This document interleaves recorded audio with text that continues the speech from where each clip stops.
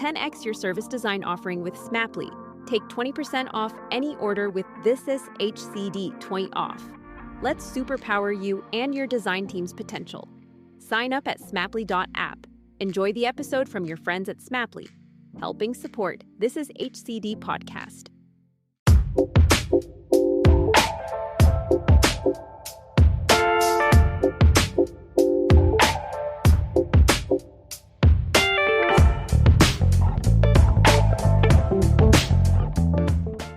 Hey folks, and welcome to another episode of the Human-Centered Design Network's podcast, or as we like to refer to it around here, This Is HCD. Now, this podcast has been regularly producing content since 2017, and what started out as an idea to produce a few episodes has taken me all over the world speaking about design and training thousands of people along the way.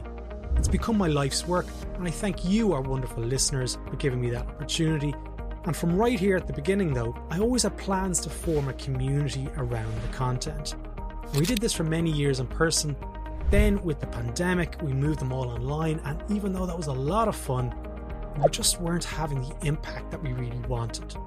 And like everyone in the world, we learned so much during the pandemic, and we've taken all of the aspects of both the physical and the digital communities into our Circle community, which is now fully operational and includes so many wonderful aspects of really what we want to achieve with the Human-Centered Design Network. Now, in our research, we were challenged to face the realities that online communities should not equate to noisy communities, but one of respect and inclusivity. And we release exclusive learning content inside there monthly, as well as campfires quarterly, and as well as you also get a premium access to this very specific podcast with your membership. And we do this all with a view to help unleash people's ability to create a better world for all of us to live in. There's a link below if you're interested to go and check it out, where you can explore what we have to offer, and even if now is not the right time for you to join, you still have the chance to pick up some free downloads of digital goodies just for checking it out, such as my ebook on powering up your journey mapping skills, and also a digital canvas, my Service Safari canvas, just for checking out the community. So just check on that link below. Now anyway, back to today's episode. Now, if you've been listening to this podcast, say for longer than a year, you'll no doubt have heard me speak about today's guest, and that is Professor Neil Theise, author of Notes on Complexity. Now, I often refer to Neil's work in my episodes and also in my training, and why so? Well, I connect at a really deep level with his thinking about how he sees the world. And even though we've never met in person, I just know that we would happily have great conversations over coffee if we're in the same neighbourhood. And that is pretty much what this conversation is here today. It's going deeper than the first episode that I had with Neil way back in 2023. If you haven't listened to that episode, go back and listen to it now. This episode will make much more sense. So in this one we go much more deeper, and which I believe in the first podcast we did together was his very first podcast, and then I saw him go on to Dax Shepard's podcast and even Mayim Bialik's incredible podcast, something that I'm a huge fan of. So Neil's work is slowly trickling out into larger audiences, and we are absolutely excited about that. I'm going to be honest, this episode goes into areas that I didn't expect initially, where we speak about Neil's recent health challenges and the impact that they've had on both his work and his personal life. Now we dive into the inspiring journey of Neil, a resilient and insightful thinker who has faced and triumphed over substantial health challenges over the years. Now Neil shares his deeply personal journey in this episode of recovery from a series of health setbacks, including a stroke, which I knew he had just a number of weeks before we spoke in the first episode, undergoing rotator cuff surgery after that, and then getting a hip replacement. Through it all though, Neil has emerged with a profound sense of gratitude and now living pain-free and walking without a cane. Now, in our conversation, Neil delves into the mind-body connection. He speaks about trauma and the significance of having windows and light in the workplace to enhance well-being. Now, we also discuss his upcoming book, which offers a fascinating exploration of magic and consciousness, inspired by the experiences of his late mother. Challenging traditional notions, Neil questions the machine metaphor for the human body and really shares his groundbreaking research on cell regeneration. We explore the concept of complexity and how it reshapes our understanding of reality, revealing how interconnected and ever-changing the world truly is. Neil's remarkable, okay? I cannot stress that. Truly, if you haven't got the book already, Notes on Complexity, go and buy it now. It's really, really well worth it. Because this discussion also touches on the resilience and the adaptation, drawing insightful parallels between cellular processes and societal dynamics. I always learn new things when I speak to Neil, and Neil shares his personal experiences with that resilience and depression, explaining how physical activity has really helped get him through this. It's a fantastic episode. In fact, I'd go and say that it's probably one of my favourite episodes that I've ever recorded. I hope you're going to enjoy it. Let's jump straight in.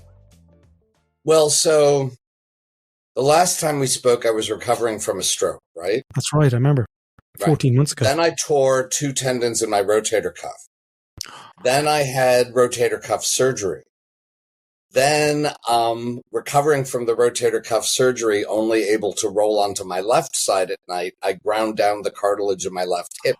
And 2 months ago, I got a hip replacement.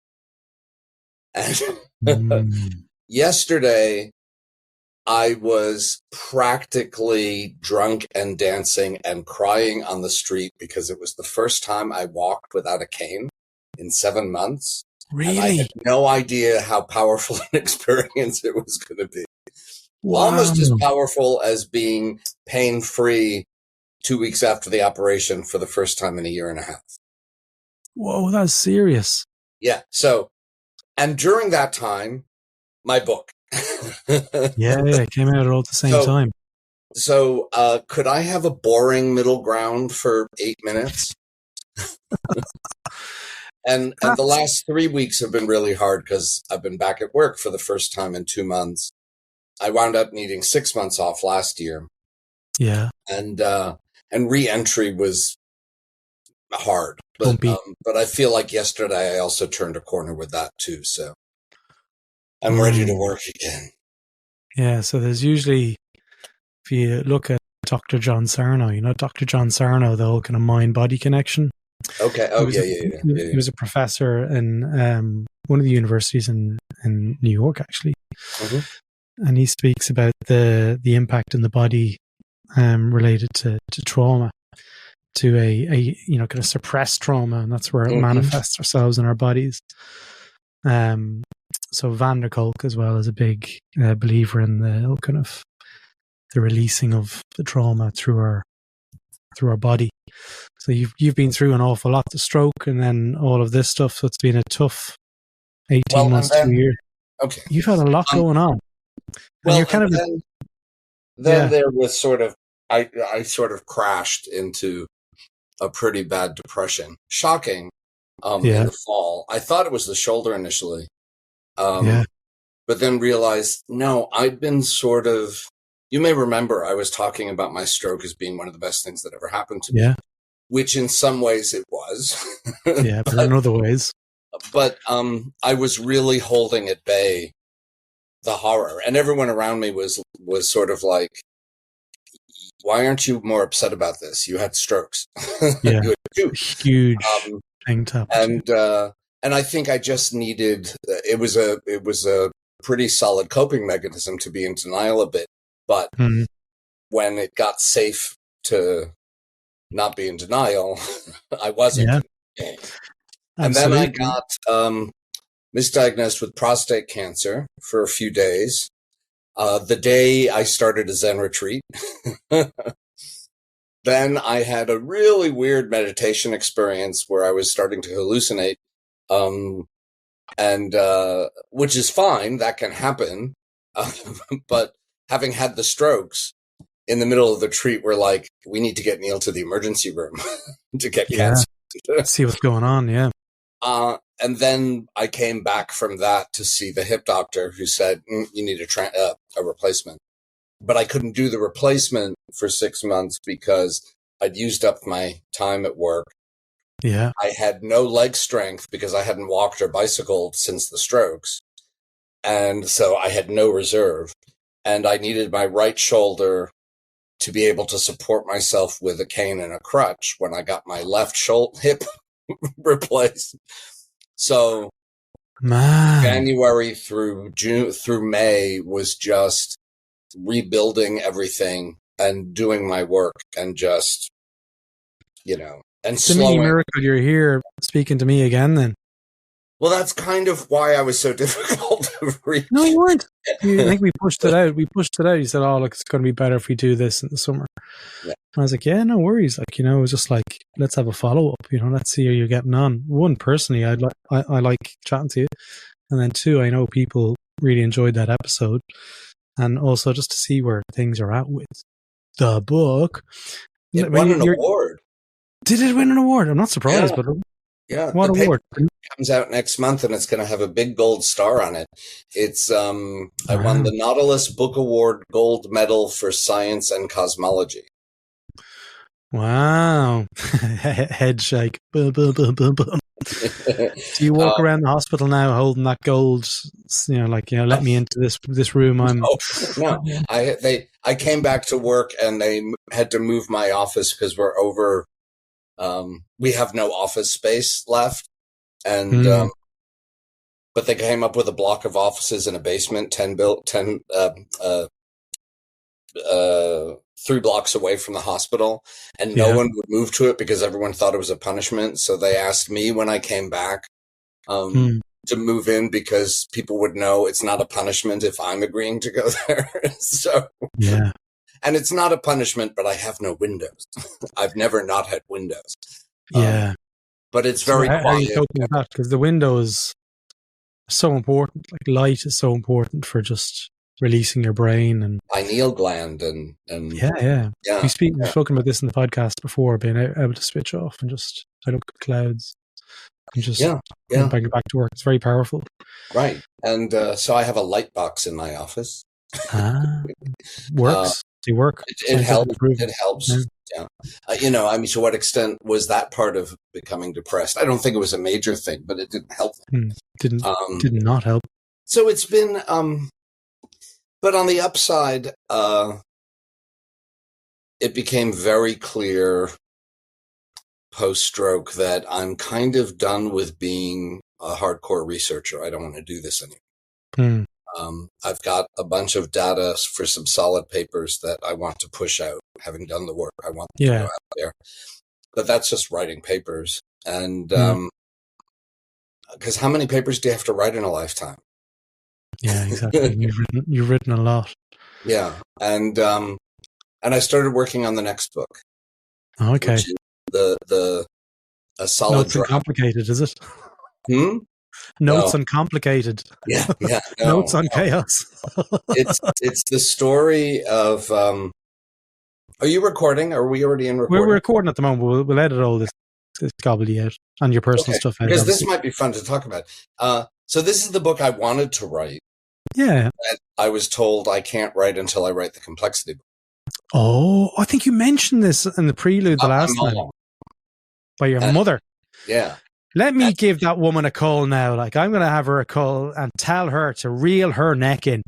Well, she might be reachable even though she died in 2016. She's not picking up here. Yeah, well, you're just not paying attention, particularly if you're Irish. True. I mean, come on. So what happened? Tell me, what did she say? Well, during her last 6-7 years of her life, she lost her short-term memory and probably mini strokes or something. We don't really know. She knew who everyone was. Her long-term recall was fine. And she started speaking to dead people, and spirit guides from the universe started showing up, and she started having spontaneous awakening experiences and died in a bliss bubble. And at the time, I called her my little consciousness laboratory. And she really was. Some of the things I watched with her influenced how I started thinking about things that when I talk about consciousness in Notes on Complexity, some of that is in response to what I witnessed with her. And when I originally thought of writing her book, I had there were a series of newsletter emails I wrote to the extended network of people around the world who cared about her through all of this. And people said to me, "Oh, you should publish these." And they're not publishable, but they're great material. And so and I imagined it being a book about elder care with some magic stuff in it. But now, having written Notes on Complexity, no, it's about the consciousness stuff, the magic stuff, and the stuff I couldn't write about in Notes on Complexity because it would have been a step too far for a book like that. Okay. And you can't really speak about it in scientific detail or even philosophical detail. It has to be really discussed more as a case study. And she's a really good case study. Yeah. So now it's about the magic with sprinklings of elder care. When you say they couldn't be published, do you mean like through the university, through as a white paper? Oh no! The university doesn't care what I write about. The university you should care about, Neil. He's cherished. What they care about is, do I diagnose my liver biopsies well? Okay. That's what my salary is. What I think published like in a physical book. Pardon? When you say published, like they couldn't be published, are you talking about like? Oh, yeah. As a well, no. What I mean, right? If I had tried to put that information into Notes on Complexity, the critics would win. Okay. If you look on Goodreads, I have a 4.1 rating on Goodreads. That means 20% of the people hate me and hate the book. And they hate it because it's anti-materialist. Yeah. It's threatening to our culture's predominant materialist. I was going to say, it challenges a lot of the conventions that we're structured for. Yeah, but it does it. I'd like to think. I think it's successful from a really solid scientific, conceptual, philosophical standpoint. But if I had tried to say, "Oh, I believe in life after death and spirit guides from the universe," and people traveling out of their bodies on the astral plane, I would have been cutting at the roots of my credibility. Yeah. But with her, a lot of these experiences she had were independently verifiable by outside sources. Not tons of them, but enough to make you go, "Ooh, we have to pay attention." And it fits well with a lot of contemporary research that's accumulating about deathbed visions and near-death experiences, to some extent, physiology of the brain in altered states, and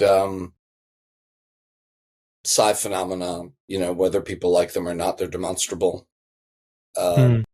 So I can use her, and it's a beautiful story. She really died her last years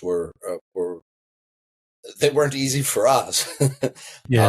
But for her, they were extraordinary. Yeah, I remember you saying that. It's funny, like last week we were, in my calendar, we were going to connect for anyone listening here, but then we got our dates mixed up and stuff. So before you told me the prelude of all your kind of medical pieces that are going on, I had highlighted a section of the book that I wanted to read out and get your thoughts on. Okay, which is Bodies Are Not Machines.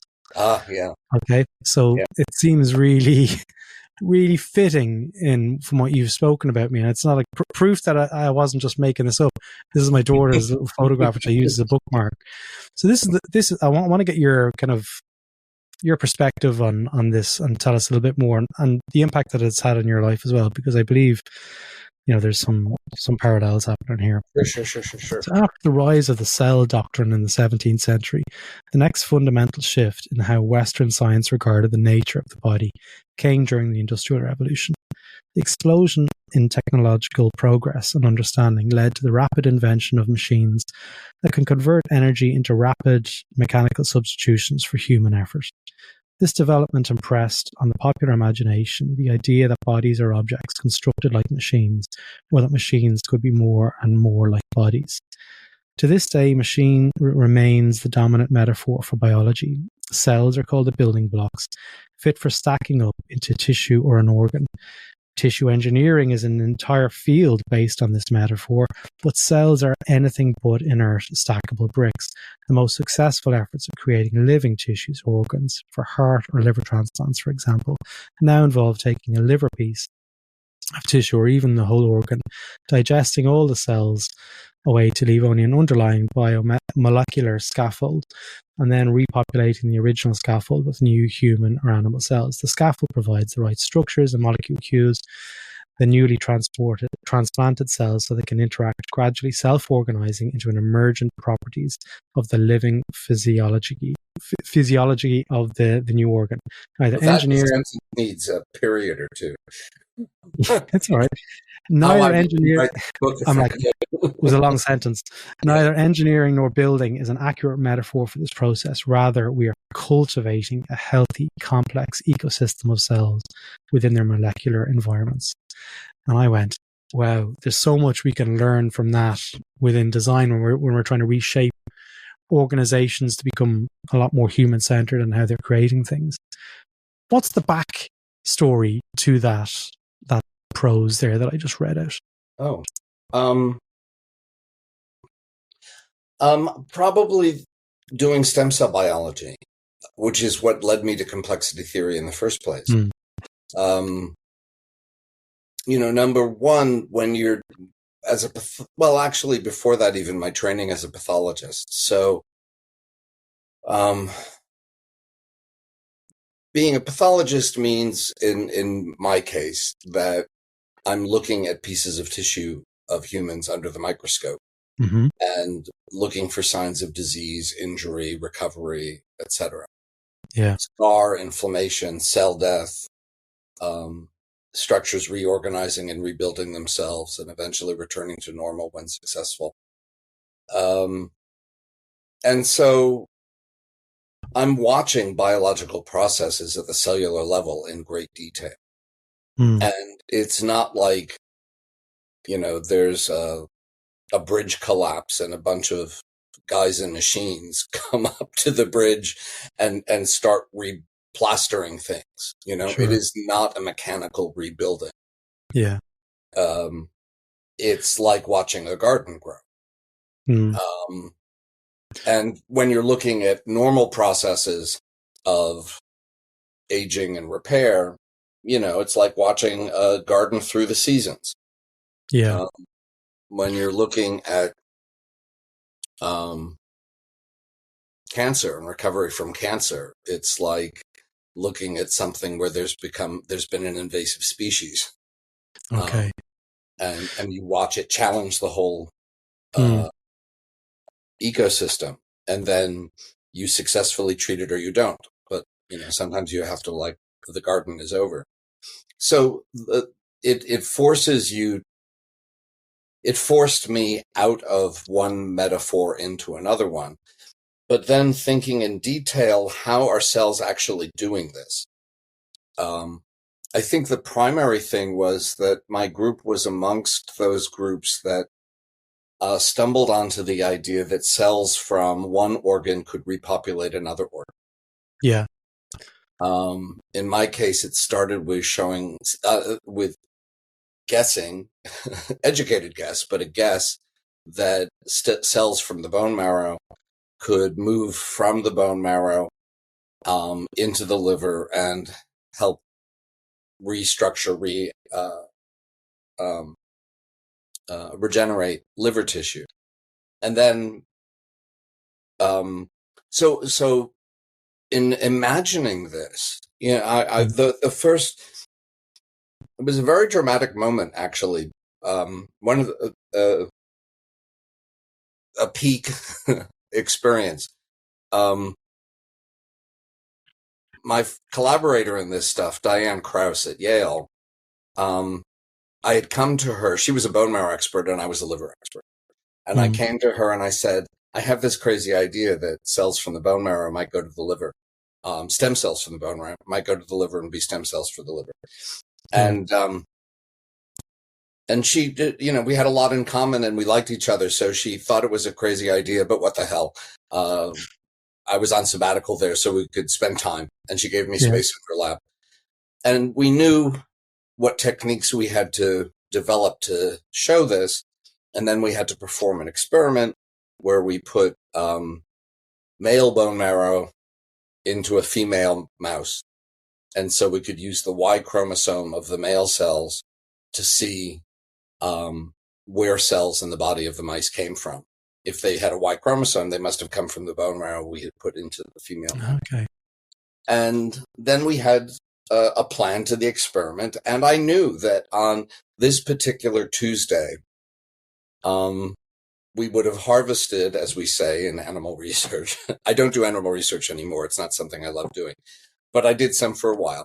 So we had to harvest the first bunch of animals in whom we had done this, and isolated their tissue, made them into slides. I had been spending months developing the staining technique to highlight the Y chromosome with a fluorescent microscope.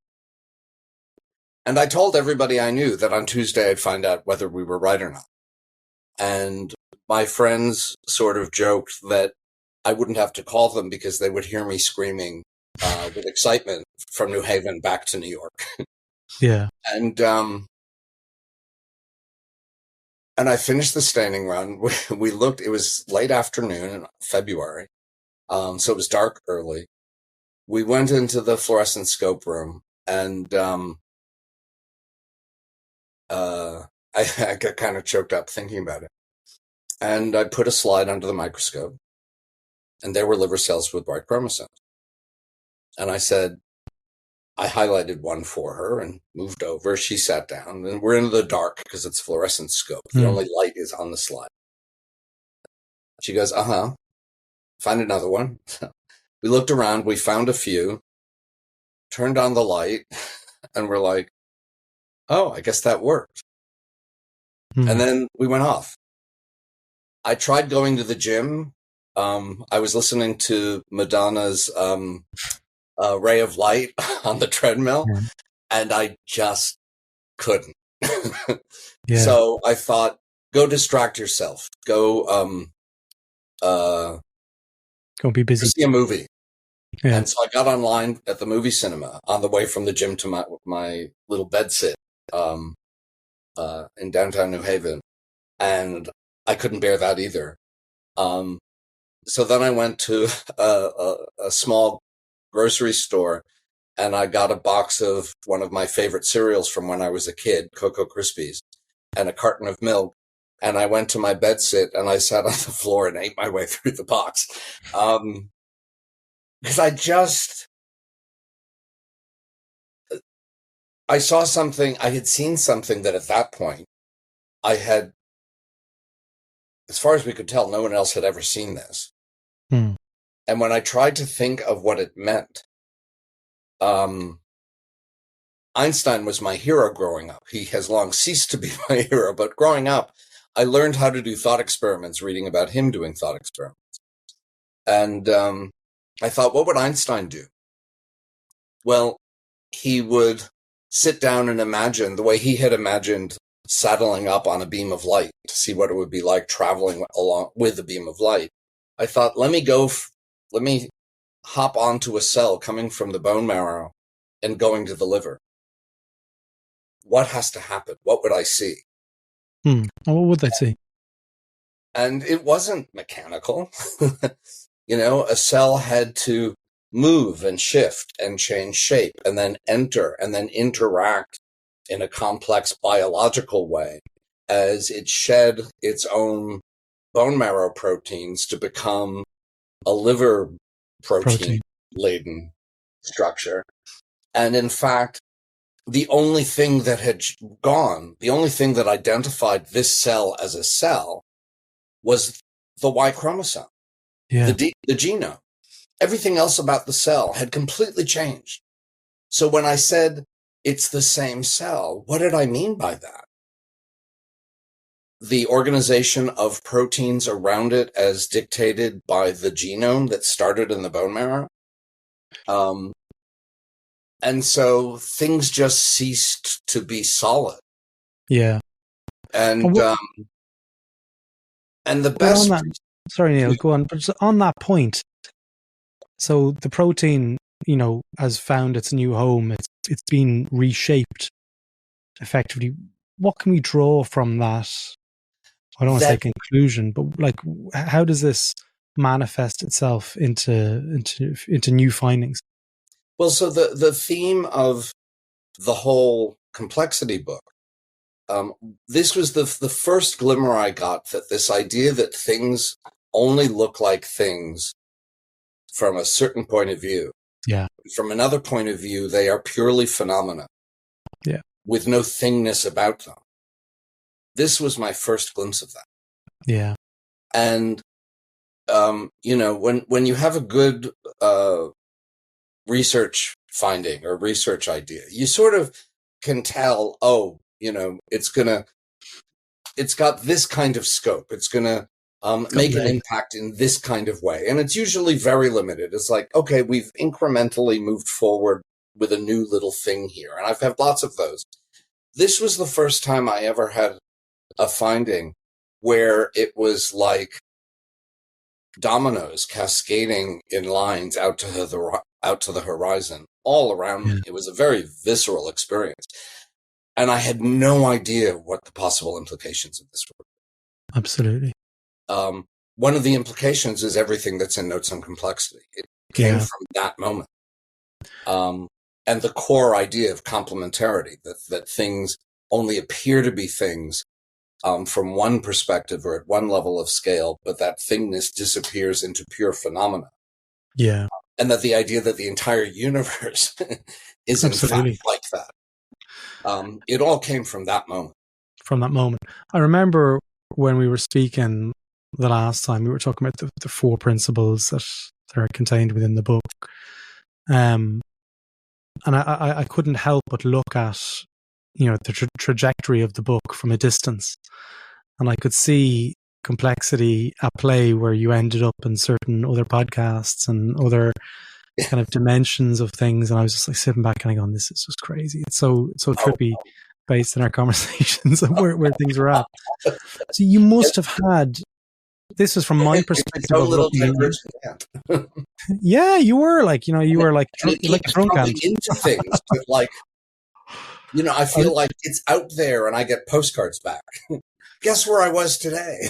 I know. Yeah, it was quite like the drunk ant. When I did that keynote on complexity and emerging practices, someone was like, "I've got a drunk uncle," and I was like, "No, I think you're missing the point. It's a drunk ant as in like an insect." I'm like, "Oh, okay." yeah. But tell us about some of the stories, and you must have seen almost like, life manifest the art that you've created. Like it's taken you on some interesting journeys. Do you care to share any of these anecdotes? Yeah. I told you about all the physical health issues I've had and psychological to some extent because of it, in the last year, and yet this has been happening. Yeah, the book has been. I never know on a day when I'm gonna wake up and get some email from somebody completely out of left field that turns out to be this thing. So I got an email from someone, I think it was shortly after your podcast, and it was very early. So I said yes immediately. It was the first invitation I got from someone after the book. And for a brief moment, I thought, it'll be fun to get invitations. So I said yes immediately for a trip to Rome. The Jungian analysts of Rome. Wow. Wanted me to come to Rome, and I went with my cane, wheelchairs at the airports, to speak about complexity and consciousness, and to an audience of I don't know, there must have been 30 Jungian analysts in the room and another 30 or 40 online. Best audiences you could, listening with total empathetic attention, like I've never experienced. And they see parallels between what I'm talking about and what Jung is talking about. And then it was a day-long symposium around the book and my ideas, finishing up with one of their scholars juxtaposing quotes from Jung and quotes from the book. Yeah. I heard from some Norwegian artists who recognized something in their art practice of what my approach is in the book. And one thing that came out of that is they sent me pictures. Someone created an art installation outside of Oslo at this small museum, which is a former munitions factory. And it's this old brick building. Yeah. And in the lawn, which leads from the building to the beginning of the forests that extend north from Oslo, there's a little hut. And you go into the hut, and there's a beautiful old chair, a nice looking lamp, and a shelf. And on the shelf is my book. And that's the installation. That's incredible. It's landed in some probably, faraway places that we don't even know about yet. Oh, I'm if I know about these things, then I'm sure it's, here's a good one.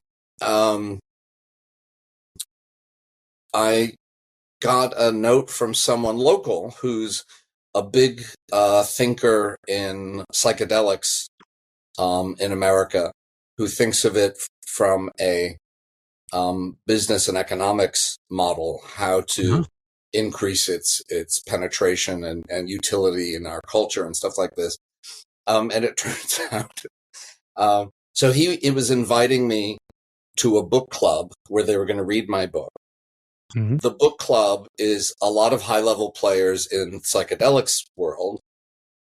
And my book is the first book the book club has read because it was the reason to form the book club.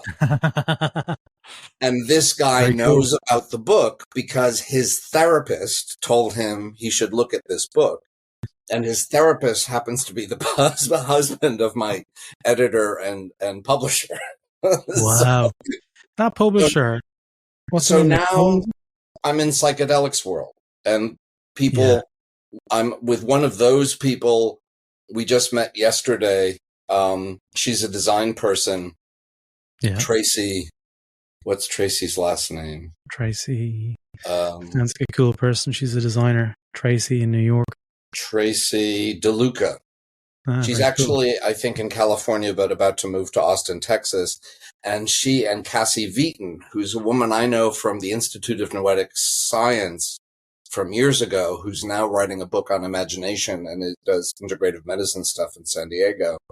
They invited me to propose a panel for South by Southwest Festival for next year. Wow. On design, imagination, and complexity. Yeah.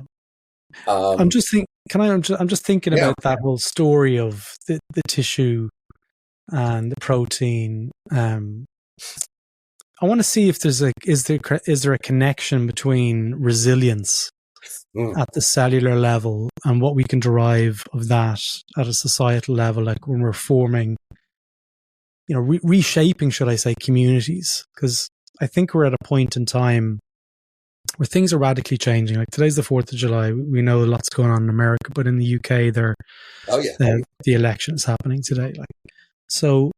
And I'm in Ireland, by the way. I'm not in the UK. I know. Little red flag, just putting it up there before anyone makes any faux pas. But there's lots of change, and there's probably going to be something happening in America as well. Who knows what? That resilience is something I keep on coming back to in my coaching practice and developing resilience.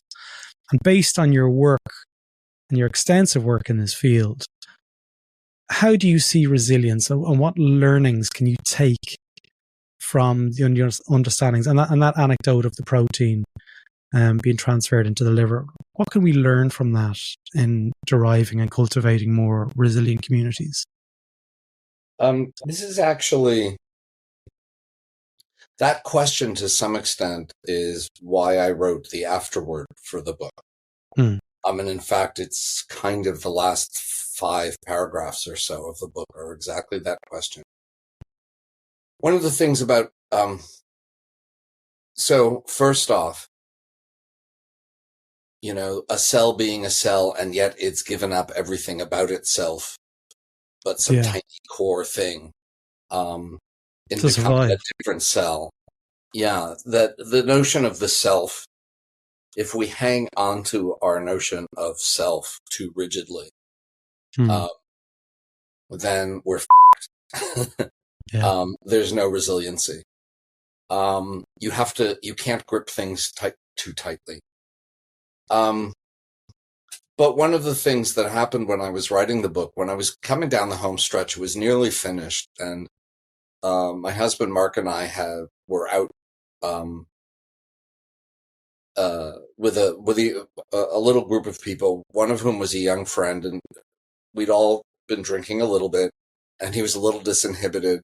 He was in his mid-20s, and he got really angry talking to me about how our generation, Mark and I, had f***ed over his generation. Okay. And I couldn't say that we hadn't, but I thought if my book can't say something to him about this, then what's the point? Yeah. And so I had to really think hard about that. And where I landed, and this is the last few paragraphs of the book, an implication of resilience, of the ability to change and adapt to a changing environment, which is the heart of what complexity is. It's the definition of what living things are. And that living things are not things, but processes. Is that there's the potential for mass extinction events. Not only the potential, there is the inevitability of mass extinction events, either partial or complete. And I say this explicitly in all my talks, and I say it explicitly probably in just about these words in the book. The price of being alive, of adaptation, is the necessity that you will die. What allows you to adapt and change is that there's always this low-level randomness in the system. Yeah. Too much randomness, you can't get self-organization, there's no living system. Too little, if the environment changes, there's no way for the system to reorganize itself to be resilient in the face of change, and it will die. And because of that low-level randomness in the system, there's an inevitability that you will step out of the information-rich zone of the mathematics of complexity, into either rigid order or fractal chaos. And then the system, part of it or the whole thing, collapses. So to be alive means you're going to die. Yeah. Part of the reason I can write this book is that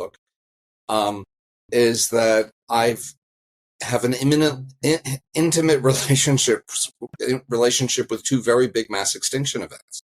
My father was born in Germany. We're Jewish. His parents were killed were shipped to Riga and killed in the forests of Riga.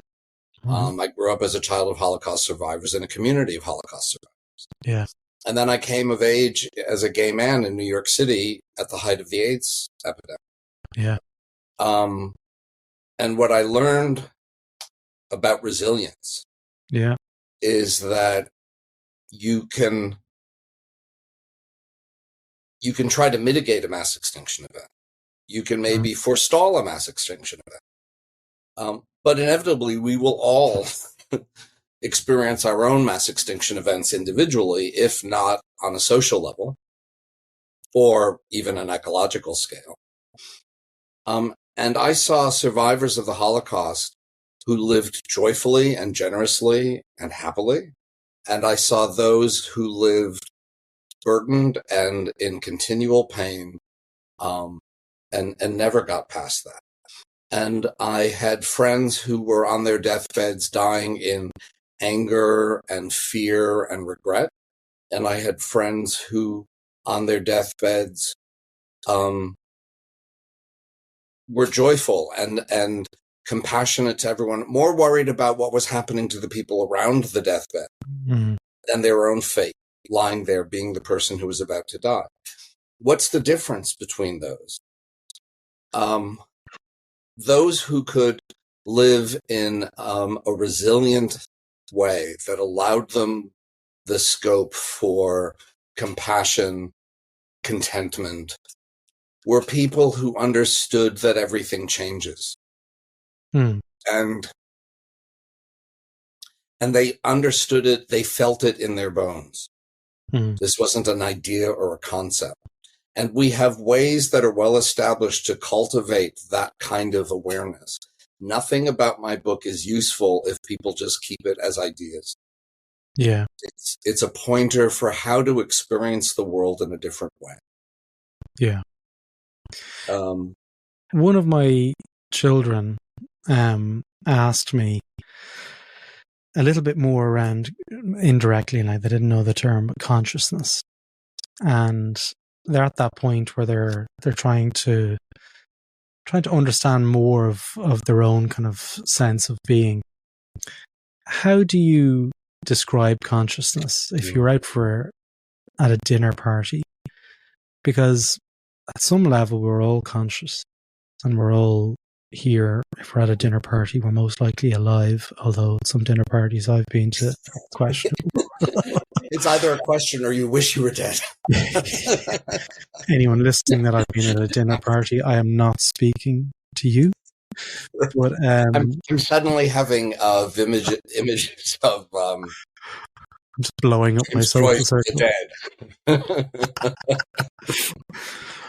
Well, I want to get your thoughts. You spoke about it in the book, but for people listening, I'd love to get your definition of consciousness. And how can we enable more reflective practices in our work as change makers? So the second half of the book. We can think about consciousness in different ways in our culture. The dominant theme is the brain is a factory for making mind. That's the machine. Making mind, making consciousness, making our thoughts, making our experiences. Yeah. There's something called the hard problem of consciousness, which is I can tell you all about the chemical, electrical, and architectural signaling things that go from seeing, the classic example, the color red. I see there's red on our screen here. Photons are hitting my retina and they're going down, causing a chemical signal, which starts an electrical signal along my optic nerve. It goes back to here. So I see red. Yeah. And this is the kind of thing I will do at a dinner party. Now close your eyes and imagine the color red. But there are no photons entering the retina to begin the cascade. Your experience of red, in the absence of there being red outside of you to perceive, is we can't explain that. No amount of cognitive neuroscientific publications have yet been able to explain. We can explain how red changes the brain, but we cannot. All we can do is say that those things we can observe in the brain correlate with our experience of red. But we have not yet been able to show that they cause the experience of red. Okay. There are even some famous bets between materialists and non-materialists. How many years will it take for cognitive neuroscience to explain how the brain makes the experience of red?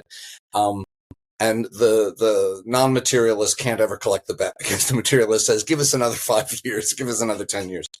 But they don't. Another view, which is what I think is a far more explanatorily rich approach, is that consciousness is the fundamental nature of existence. It is the ground out of being, out of which the appearance of material reality arises. So brains don't make our minds. Big M mind, big C consciousness gives rise in its attempt to understand itself to what appears to be material reality of our universe. And again, the way I would try and give an example of that at a dinner party, close your eyes and picture a red apple. Go ahead, close your eyes. I'm trying to. Yeah. Okay, so where is the red apple? Right now. Is it in your brain? Mm. Is it in your skull? Now, when I do that, I sort of imagine it, I sort of experiencing it kind of in the center of my head. Yeah, exactly. I was going to point around here. But now put the apple on the table in front of you without opening your eyes. Yeah, okay. And if I ask you to think about standing outside at night with the moon out, shining on you from behind. Yeah. Where is the moon? It's Behind not me. inside your skull. Yeah. Where is your mind? It's not inside your skull. It's not limited by that box. Mm. So that's a little bit of a hint of mind is not limited by physical space, by physical time. It's something that extends the experience that is consciousness, the awareness that is consciousness is infinite. There's no limit. If I, now I say, picture the Andromeda Galaxy. Now picture the deepest galaxy seen by the Webb telescope.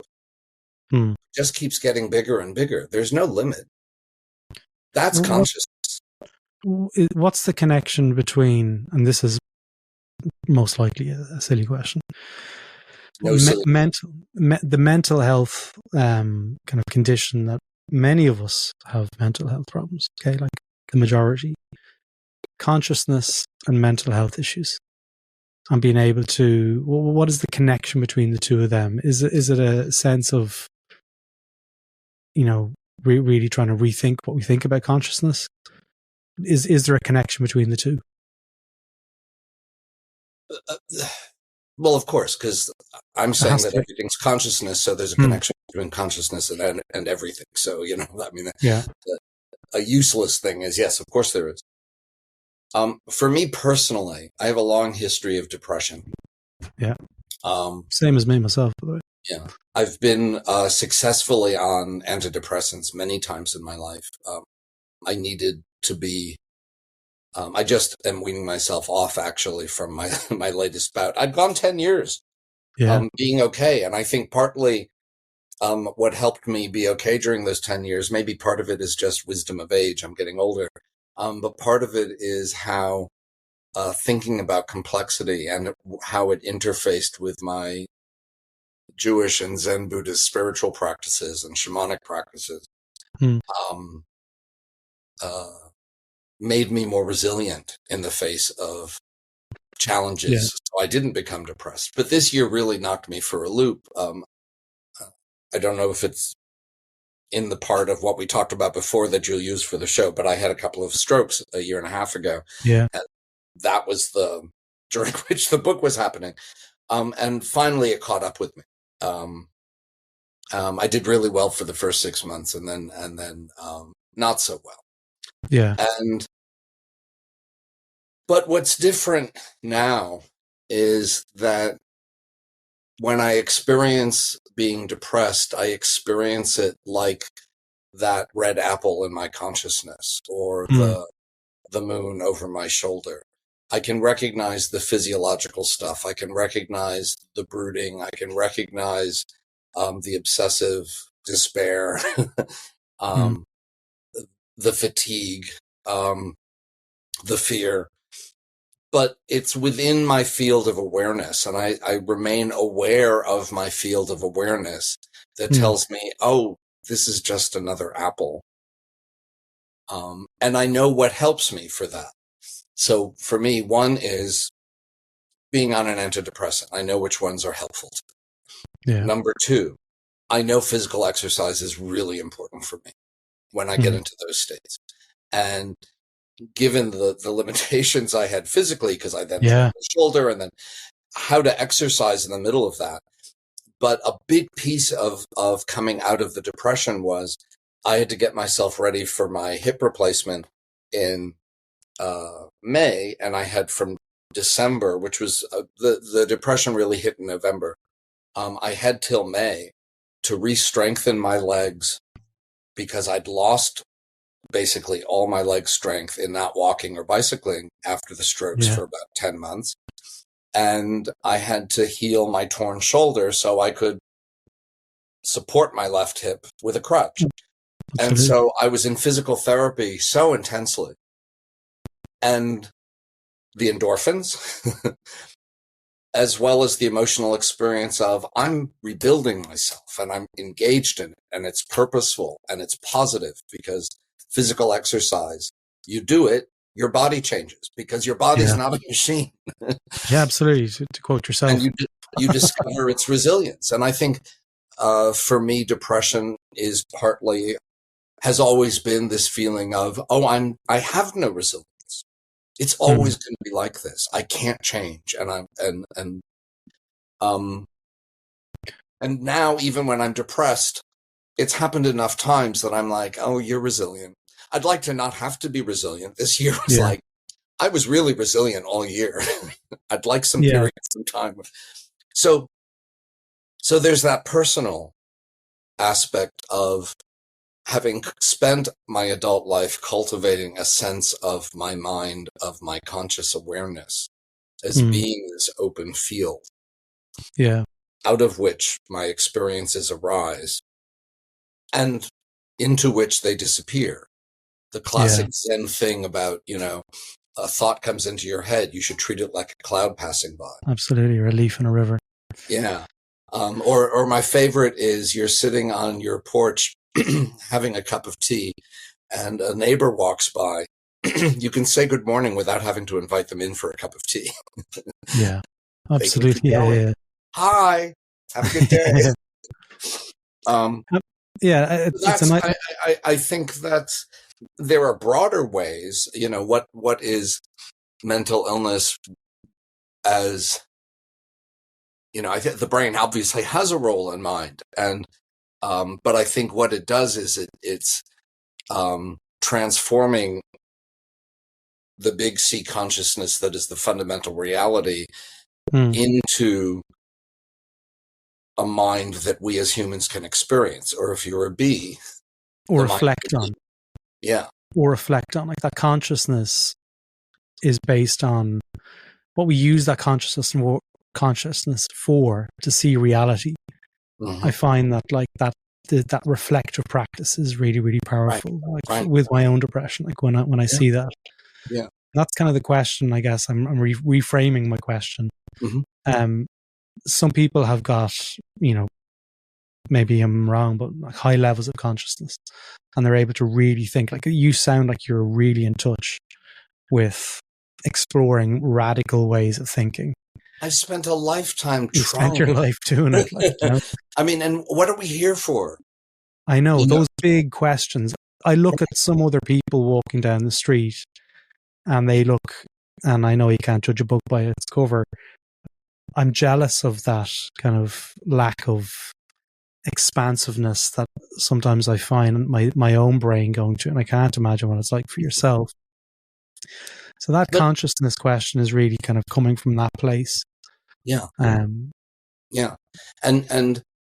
But this goes back to that resilience question. I think about my father, who suffered terribly as a kid. He was sent from Germany the way he survived is he was one of the Kindertransport kids. He was sent to England 5 days before Germany invaded Poland. So really at the last moment. Wow. And I don't think he understood at the time why his parents were sending him away and not his older brother. I think he felt like he was the one who was thrown away. And only years later realized, no, he was the one who had been saved. Yeah. And he never spoke about it. Never, ever, ever spoke about it. And in his last days, he had an inflammatory condition that in part involved his brain, and he would sort of have these momentary states of, not being entirely present, and therefore not guarded as he had been all our lives. All his life. And my mother came into to find him crying in bed, saying over and over again, he wasn't aware that she was there. Why didn't they leave? Everybody else left. Why couldn't they leave? Meaning his parents, because they waited too long to try and get a visa. He'd carried this with him forever. His entire life, yeah. In such a rigid, tightly held fashion. He was so terrified to speak of it because something might come, I think he felt like he would crack open. Yeah, fall apart. Right. But, sometimes that's what's necessary. I cracked open over the fact that I was a closeted gay kid, pushing myself to go through medical school because I thought it would give meaning to my life, which would otherwise be wretchedly lonely. That was a up notion. Yeah. So that was my first episode of depression. Shocking. And I failed a year of medical school. Shocking. And went into therapy initially to change. I thought, I'll go into Freudian analysis in order to be straight, and that will solve everything. Oh, it's so sad when you hear these kind of stories. Like, it's but we all have something.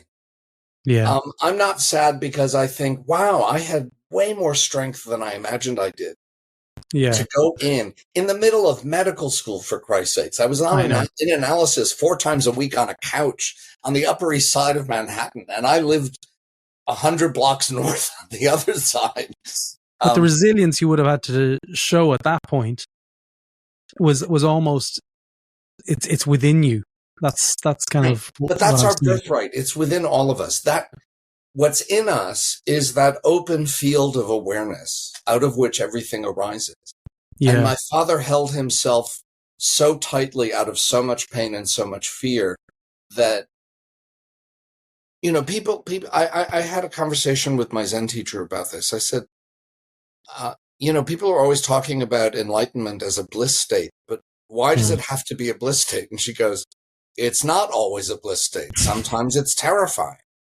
Because to lose sense of yourself is terrifying. I'm a slow Zen student. And I think a real thing that keeps me held back from deeper understandings is I love being myself. I don't want to have it shimmy apart. Yeah. My father, resisted any possibility of that for his entire life. Yeah. I was fortunate that I had the right constellation of things to break me apart and the right resources to help put myself back together. To rebuild yourself. Yeah. Yeah. But again, it wasn't a one-off. It's a lifetime practice. I'm 65 now, and I think, oh God, I'm constantly talking about I can't remember anything. And then I can't remember names. And then someone who's 50 or 40 or 30 goes, oh, I know that happens to me too. And I'm like, no clue what's coming. But I just went to a birthday party last weekend of my mother's last surviving friend who turned 90, sharp as a tack, totally with it. Yeah. And I was complaining and she says, oh, Babela. You're only a baby. Oh, you don't even know. Absolutely. But that too, if you view your life if you view yourself, capital S, as the current version of you that is the leading edge of who you are as you approach some future moment where you imagine who you will be. And you look back and you're nostalgic for things you used to be, like more energetic. Yeah. That's hard. That's grim. That's difficult. Yeah. That's challenging. Facing aging. But I'm just starting. This is just, the last couple of months I've been thinking, but if you step back, I guess from that sense of that field of awareness. Yeah. That can encompass the moon and the farthest galaxies of the Webb telescope, then this thing that I call my life already contains, if I live that long, that 80-year-old version of me. It certainly contains the 65-year-old version of me. And this 65-year-old version of me is exactly what a 65-year-old should be, including, no, I don't feel like going out dancing. I'd rather stay home and watch House of Dragons. Why can't I be that person that goes, I'll watch it later. I'm going out clubbing tonight. Yeah. But I don't want absolutely. to. I'm thinking about where you're going to be when you're 80. Okay. And between now and there is going to be another book that you mentioned there at the top of the conversation. You've tackled complexity. Are you going to continue to try and explore the sort of the area of complexity further, or are you going to try and move more into the chaos side of things, or where do you see it going? The book is getting other people to think about complexity. That's the job it needed to do. I think that was the job I needed to do. People are reaching out to me, like the Jungians or people in the sustainability world. I'm going to be keynoting a sustainability conference in the fall. Also they're talking to people about doing stuff in education. Crazy Design. stuff. Yeah.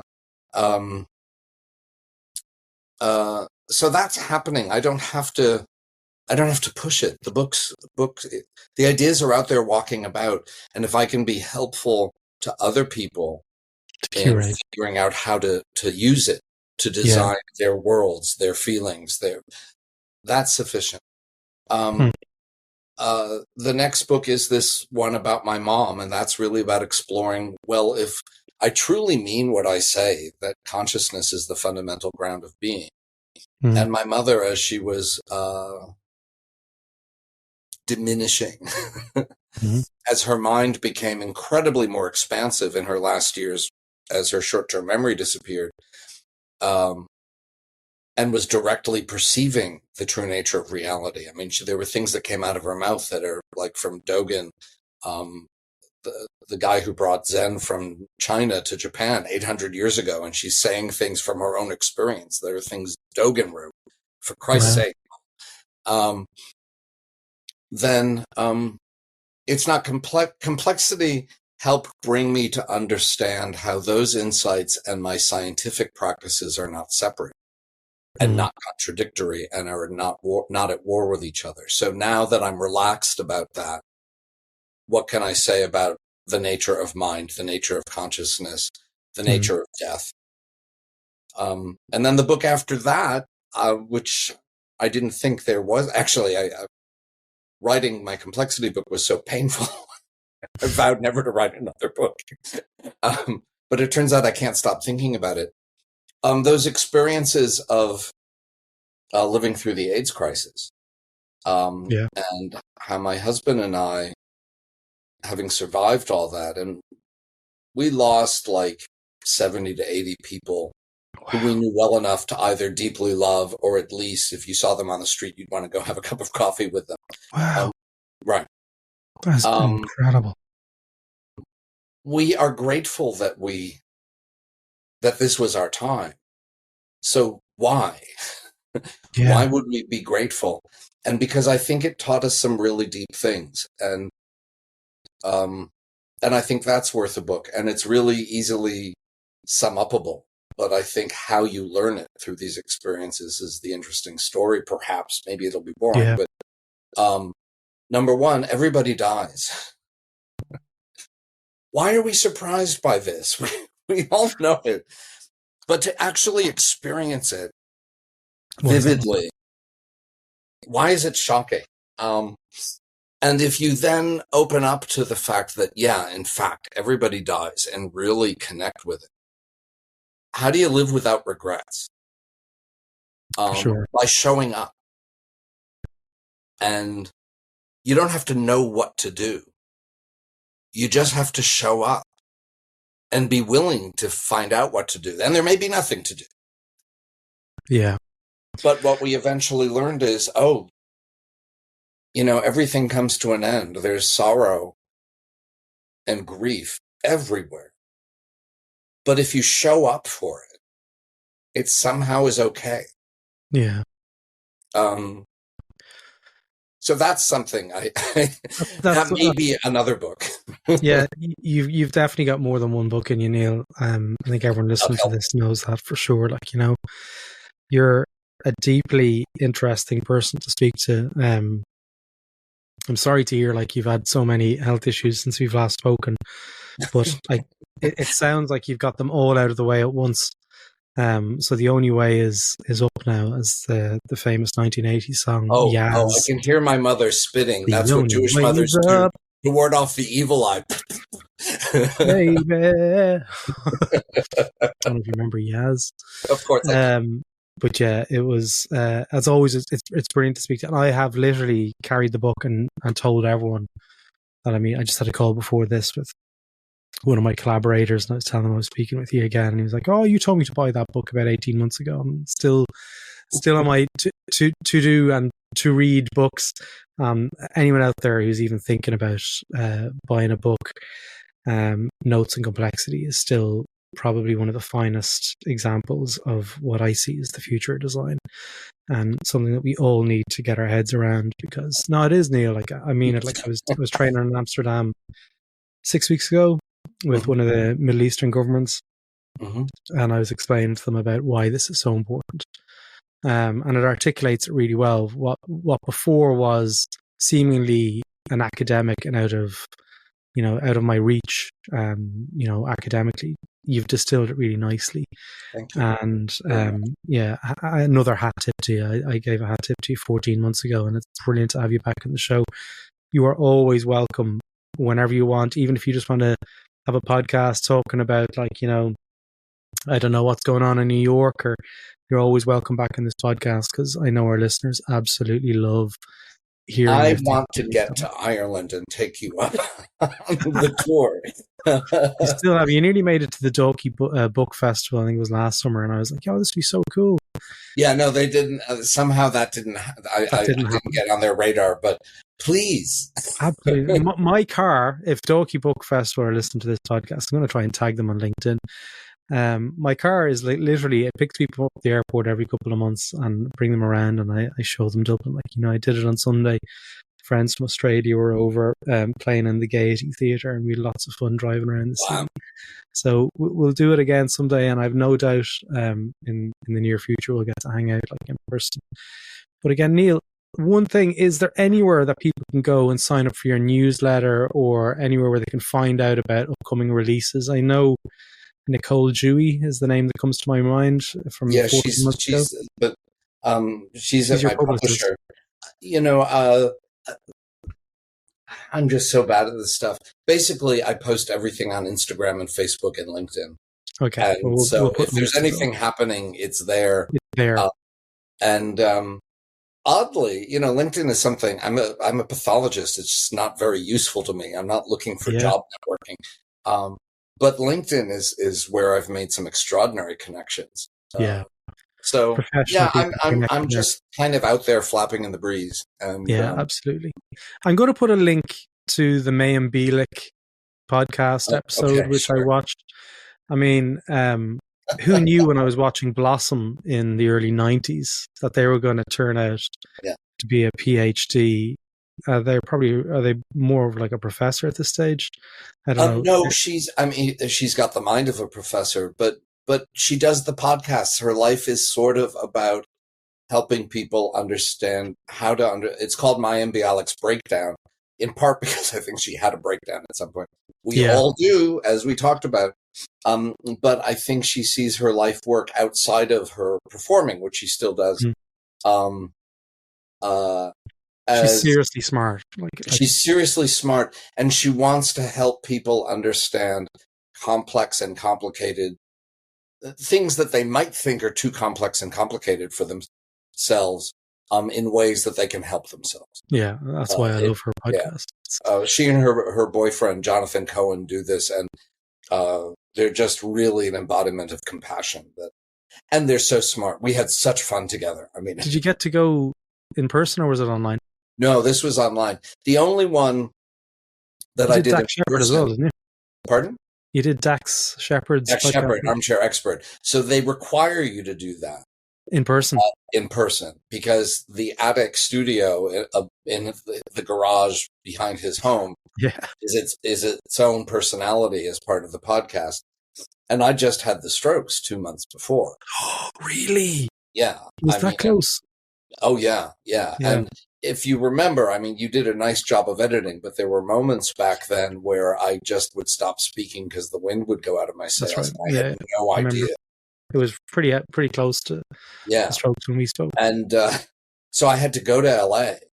And I was like, I don't listen to podcasts, really. So I wasn't aware of Dax Shepard, an Armchair Expert. I thought of him as this Hollywood guy. Pretty big podcast. And then my publisher, they wanted dates when I could go. And I said, the only date when I don't want to go is the date when the book comes out, because I want to be home for that. And she said, if they want you on that date, we'll change the date. So then I got the idea. Okay. But that was my first time going to an airport and having a wheelchair. Really? I love having a wheelchair at the airport. It's really good. And I went and met him. And then on the way back, landing in New York, I turned on my phone, and Mayim Bialik had been talking to her people, had been talking to my people about getting me online, but they couldn't find a date and were thinking the fall. But when I landed in New York first week in June after Dax Shepard, there was this thing on my phone saying, they can talk to you this afternoon. Really? So you did that straight away? So I landed, took a 3-hour nap, and that explains a little bit of why I'm so loose in that interview, which helped, I think. But I've listened to both, and I prefer the Mayim Bialik's or Bialik's episode. I think it's just more from their approach to it, like where I don't really know much of Dax Shepard. And there are people who prefer my podcast with you. Oh, there you go. Well, I'm a total newbie to this, so you're introducing me, and you're a remote mentor to complexity. So again, and a lot of people have said the same to me. They listen to your podcast, and they too have they learned so much from your thinking on this topic. So on behalf of everyone in the human-centered design world, we really thank you for writing the book, because it helps us understand things that were previously probably out of reach for an awful lot of us. So thanks so much for that, Neil. I'm going to put a link to every single place that we can find for you online. So if you ever need anything, just let us know. It's brilliant to speak with you, and I wish you the very best over the next couple of months, recuperating and getting everything back on track. You deserve to have the next couple of months sickness free and start enjoying the rest of the summer. Thank you so much, Jerry. Till next time, there will be more, I'm sure. Absolutely.